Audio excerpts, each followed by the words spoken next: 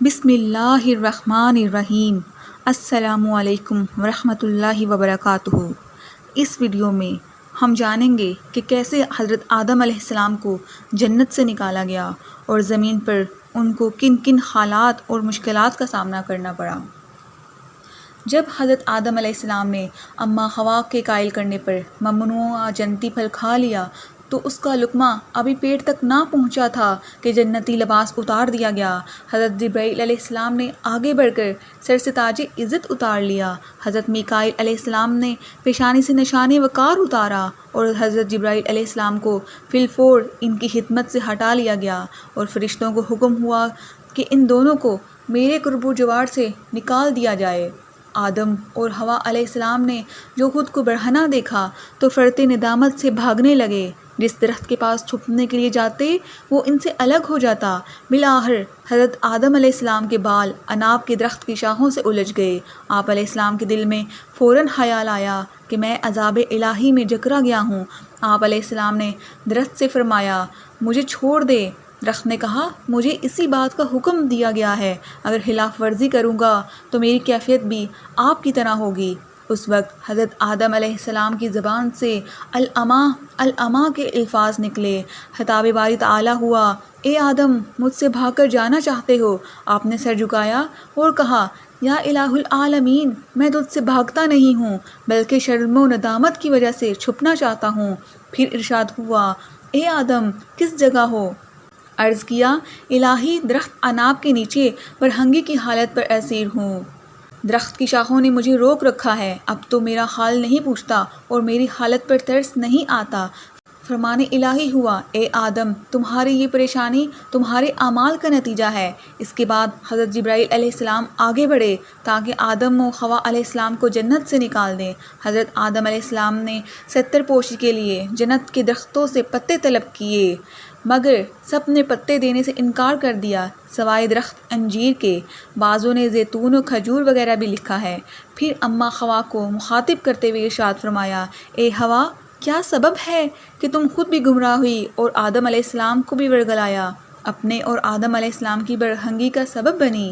حوا نے عرض کیا یا رب العالمین، یہ بات میرے تصور میں بھی نہ تھی کہ کوئی تیرے نام کی جھوٹی قسم بھی لے گا۔ مختصر یہ کہ فرشتوں کو حکم ہوا آدم علیہ السلام کے سر کو درخت سے آزاد کراؤ۔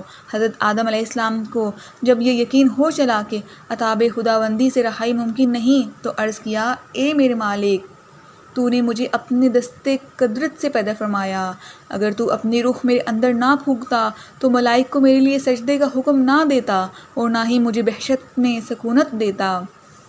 الہی یہ تمام اعزازات جو تو نے مجھے عنایت فرمائے، اے لغزش پر جو مجھ سے بلا قصد صادر ہوئی، ان اعزازات کو ضائع نہ فرما اور اس سعادت سے مجھے محروم مت کر۔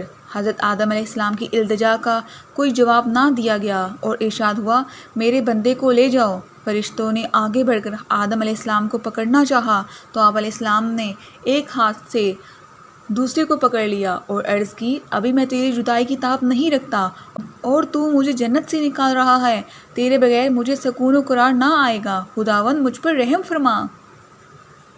اس عرضداشت پر بھی صرف اتنا حکم ہوا، میرے بندے کو لے جاؤ۔ حضرت آدم علیہ السلام نے ایک درخت کو پکڑ لیا اور عرض کرنے لگے، مولا کیا تو نے یہ وعدہ نہ فرمایا تھا کہ تیری نسل کو بڑھاؤں گا، ان میں سے رسول اور انبیاء کو منتخب کروں گا، پہلے ادریس علیہ السلام کو مقام اعلیٰ عطا کروں گا اور نوح علیہ السلام کو طوفان میں کشتی کے ذریعے نجات دلاؤں گا، یا اللہ انہی کی وجہ سے مجھ پر رحمت و بخشش فرما۔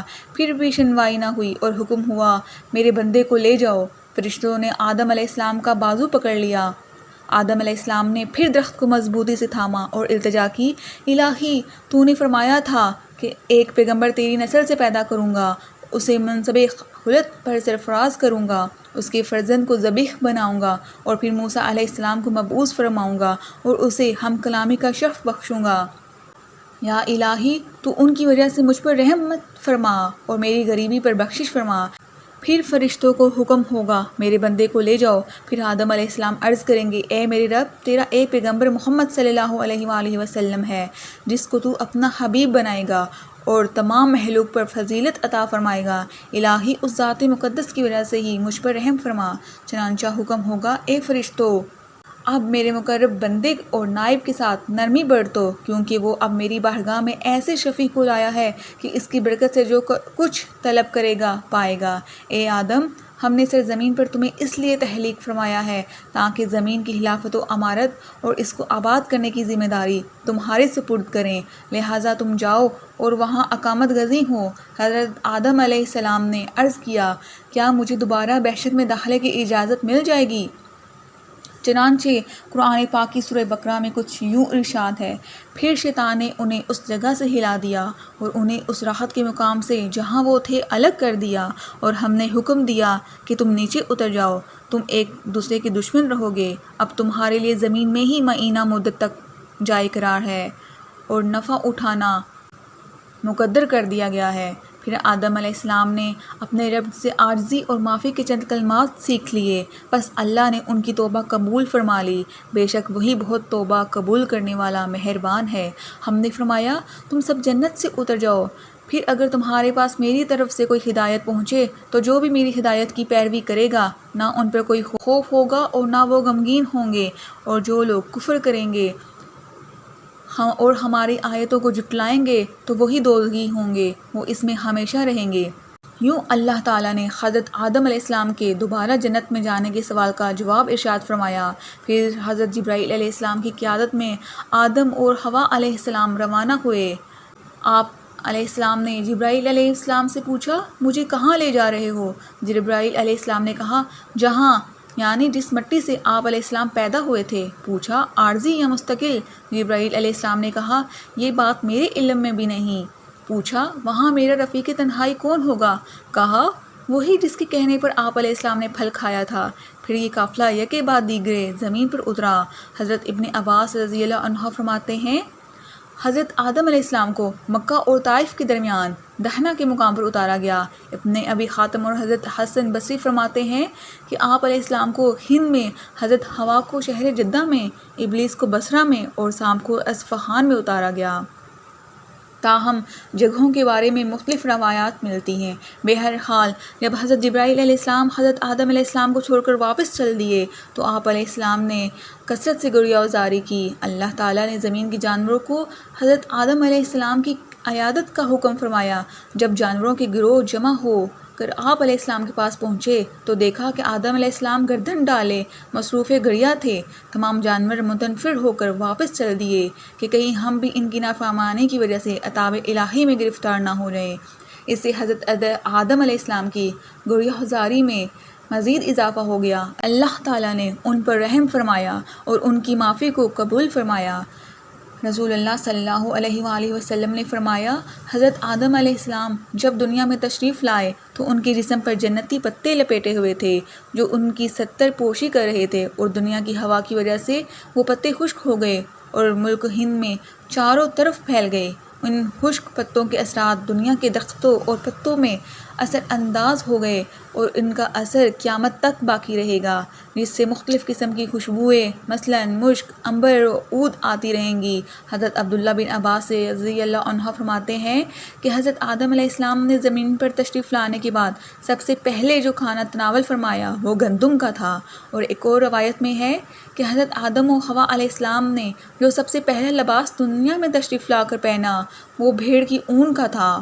آپ علیہ السلام نے اون کو کاٹا، پھر اسے کاٹا اور اپنے لیے جبہ تیار کیا، اور حضرت حوا کے لیے قمیض اور چادر تیار کی۔ واللہ عالم۔ امام طبری علیہ الرحمہ نے تاریخ طبری میں ابن اسحاق سے مروی ایک روایت نقل کی ہے کہ حضرت آدم علیہ السلام جب جنت سے اترے تو ان کے ساتھ جنتی درختوں کے پتے تھے جن کو آدم علیہ السلام نے اس پہاڑ پر بکھیر دیا۔ بس تمام پاکیزہ غذاؤں کی اصل یعنی جنتی ہے، اور یہی وجہ ہے کہ ہند میں ہر قسم کا پھل اور میوہ پیدا ہوتا ہے۔ اور قسامہ بن زبیر اشعری روایت نقل کرتے ہیں کہ حضرت آدم علیہ السلام کو توشہ کے طور پر جنت کے پھل عنایت فرمائے گئے اور پھر انہیں ہر چیز بنانا سکھائی گئی۔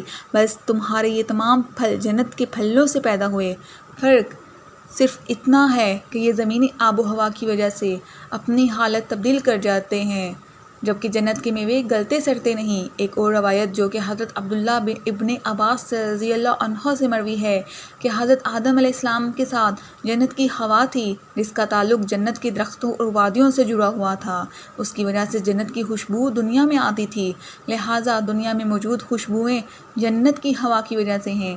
آپ علیہ السلام کے دنیا میں تشریف لاتے وقت آپ علیہ السلام کے ساتھ حجر اسود بھی نازل ہوا جو اس وقت برف سے زیادہ سفید تھا۔ عصائے موسوی جو جنت کے درخت ریحان کی لکڑی کا تھا اور اس کی لمبائی 10 ذراع تھی، یعنی موسیٰ علیہ السلام کے قد کے برابر۔ یہ بھی ان نازل ہونے والی چیزوں میں سے ایک تھا۔ اس کے علاوہ درختوں سے نکلنے والا گھون، اس کے بعد لوہے کی سل، ہتھوڑا اور چمٹا بھی نازل ہوا۔ منقول ہے کہ جب آدم علیہ السلام کو پہاڑ پر اتارا گیا تو اس وقت آپ علیہ السلام کا قد مبارک اس قدر تھا کہ آپ علیہ السلام پہاڑ پر کھڑے کھڑے فرشتوں کی آوازیں سنتے اور جنت کی ہوا سے لطف اندوز ہوتے۔ پھر انہیں پست قامت یعنی 60 ذراع کر دیا گیا اور اسی قد پر وفات پائی۔ آپ علیہ السلام جب پہاڑ پر اترے تو دیکھا کہ لوہے کی ایک بڑی شاخ پڑی ہوئی ہے جو کہ پہاڑ پر اگی ہوئی تھی۔ آپ علیہ السلام نے جب ہتھوڑا بھی دیکھا تو فرمایا یہ دونوں ایک ہی جنس ہیں۔ یوں آپ علیہ السلام نے ہتھوڑے سے لوہے کو توڑنا شروع کر دیا۔ جب شاخ کمزور ہو چکی تو آپ علیہ السلام نے آگ جلائی اور اسے گرم سرخ کر دیا۔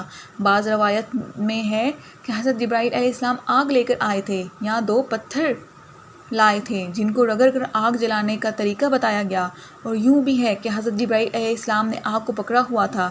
جیسے ہی حضرت آدم علیہ السلام نے آگ کو ہاتھ لگایا تو جل گیا۔ پوچھا اے جبرائیل یہ کیا ماجرا ہے؟ جبرائیل علیہ السلام نے کہا اب آپ کا جنتی لباس اتر چکا ہے، اس وجہ سے آپ کو آگ کی تپش بھی محسوس ہوگی، واللہ عالم۔ الغرض آپ نے آگ کی مدد سے لوہے کو پگھلایا اور ہتھوڑے کی مار سے ایک چھڑی بنائی جو کہ انسان کی صنعت کاری کا پہلا شاہکار ہے۔ اس کی مدد سے آپ علیہ السلام بہت سے کام کیا کرتے تھے۔ اس کے بعد آپ علیہ السلام نے ایک تنور بنایا۔ کہا جاتا ہے کہ یہ وہی تنور ہے جو وراثت میں حضرت نوح علیہ السلام کو ملا تھا، اور یہی وہ تنور ہے جس سے طوفان نوح علیہ السلام کے وقت پانی ابلا تھا۔ حضرت آدم علیہ السلام طویل القامت ہونے کی وجہ سے جب جنگلوں میں چلتے تو جانور ان سے بدکتے تھے، اور یہی وجہ ہے کہ آج تک جانور انسان سے ڈرتے اور بدکتے اور وحشت کھاتے ہیں۔ ایک اور روایت یوں بھی ملتی ہے جب حضرت آدم علیہ السلام زمین پر اترے تو اللہ تعالیٰ نے آپ کے کھانے کے لیے 30 قسم کے پھل عطا کیے۔ ان میں سے 10 چھلکے والے، 10 گٹھلی والے اور 10 ایسے جن کا نہ چھلکا نہ ہی گٹھلی تھی۔ چھلکے والے پھلوں میں اخروٹ، بادام، پستہ، ریٹھا، خشخاش، سیتا سپاری یا جفت بلوط، گول بلوط، کھجور، سیاہ چمکدار بغیر گٹھلی، انار اور کیلا شامل تھے۔ گٹھلی دار پھلوں میں آڑو، خوبانی، آلو بہارا، کھجور، غبیرہ، بیر شفتالو، اناب، گولر اور شاہ لوش تھے، اور ایسے پھل جو چھلکے اور بغیر گٹھلی والے تھے ان میں سیب، بہی، ناشپاتی، انگور، شہتوت، انجیر، لیمو، ہرنوب، ککڑی یعنی کھیرا اور تر اور خربوزہ شامل تھے۔ ابھی آدم علیہ السلام کو زمین پر کچھ وقت ہی گزرا تھا کہ آپ کو بھوک محسوس ہونے لگی، جس کے بارے میں التجا آپ علیہ السلام نے اللہ کے تعالیٰ کے حضور کی، جس پر حضرت جبرائیل علیہ السلام گندم کے ساتھ دانے لے کر حاضر خدمت ہوئے۔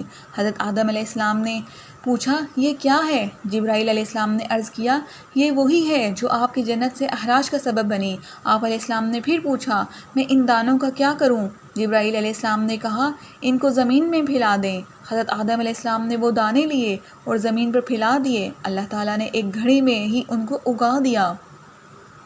پھر حضرت جبرائیل علیہ السلام نے کہا فصل کو کاٹیں، پس فصل کو کاٹا گیا۔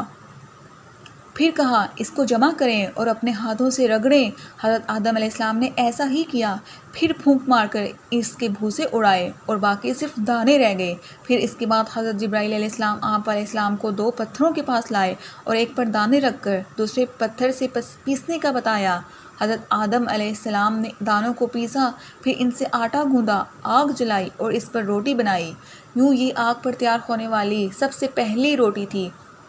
ناظرین، تاریخ طبری میں ہے کہ اللہ تعالیٰ نے فرمایا مجھے میری عزت کی قسم میں تمہیں ضرور زمین کی طرف اتاروں گا جہاں تم زندگی بھر تلخیاں اور مشقتیں برداشت کرو گے، پھر انہیں زمین کی طرف اتار دیا گیا۔ اس سے قبل وہ جنت میں فراخی کے ساتھ کھاتے تھے، مگر اب انہیں ایسی جگہ اتار دیا گیا جہاں کھانے پینے کی اشیاء کی فراخی نہ تھی۔ پھر اللہ تعالیٰ نے انہیں لوہے کی صنعت سکھائی اور کھیتی باڑی کا حکم دیا۔ اللہ نے زمین کو تیار کیا، کھیت بویا، پھر اسے سیراب کیا، یہاں تک کہ اس کی فصل کٹنے کے وقت کو پہنچ گئی۔ پھر بالترتیب اسے گاہا، چھانا، پیسا، گوندا، پھر روٹی بنائی اور تب کھائی، اور یہ سب کچھ اللہ تعالیٰ کے سکھانے سے انہیں معلوم ہوا۔ دوستو، اس وقت تک حضرت آدم و حوا علیہ السلام کی زمین پر اترنے کے بعد ملاقات نہیں ہوئی تھی۔ ان کی زمین پر پہلی ملاقات سے متعلق مفصل حالات ہم اپنی آئندہ ویڈیو میں پیش کریں گے۔ دعا ہے اللہ پاک ہمیں علم دین سیکھنے، اس پر عمل کرنے اور دوسروں تک علم دین پہنچانے کی توفیق عطا فرمائے، آمین۔ تب تک کے لیے اللہ حافظ۔